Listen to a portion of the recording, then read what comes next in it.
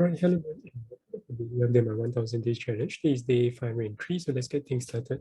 All right, so first and foremost, in terms of balance, why he has further dropped, and that's purely based on experimental trade setup. So I did mention previously that I was still experimenting a little bit, scalping here and there, especially on the day trading side. So in fact, rather than zooming out on the longer time frame, actually zooming in onto the shorter time frame to change out the strategies and to actually work on shorter time frame itself.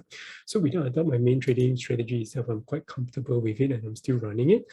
But as of right now, because the market is rather choppy or rather flat, so you can see, I think since maybe 460 over there, so since 450 or 458 until now, it's been remained relatively flat. So we've been relatively flat for around 30 over days. So come to think of it, it's not that bad because it's just 1 month of it, and it's very normal when it comes to trading on a 4-hour time frame to have such kind of a flat kind of period or even drawdown kind of period. Because in between this spike to 7,004, but then after that we drop back right into near the 6,600 region or $6,700 region itself. So that's something to bear in mind, take note of, especially when you're doing swing trading on the 4-hour chart itself. All right, otherwise on the experimental trade time frame itself, I'm actually exploring more things. On the scalping side of things, like I mentioned, I'm reviewing things along the way, reading out the different trading methodologies that people do use on the shorter time frame. Because the one thing to bear in mind is as you zoom down on shorter time frame, like what I mentioned yesterday, the trading fees does play into a greater role.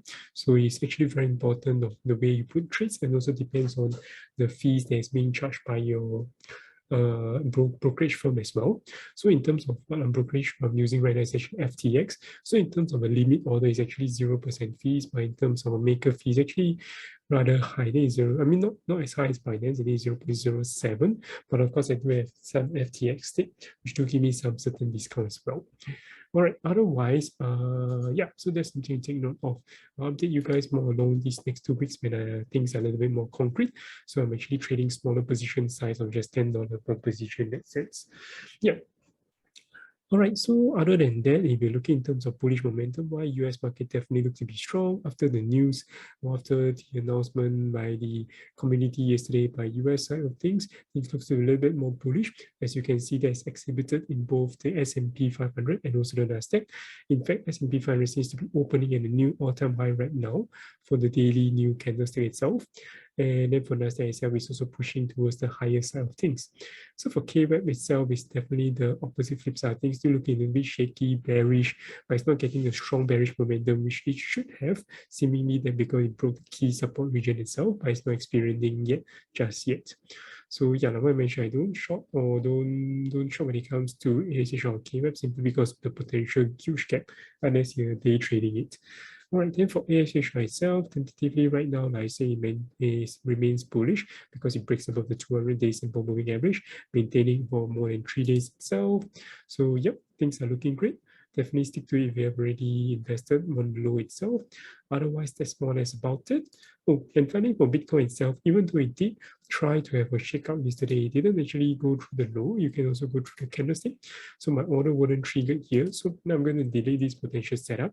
Even if we do come down over here and break it, it no longer fulfill my requirement because now I have a greater stop loss than intended.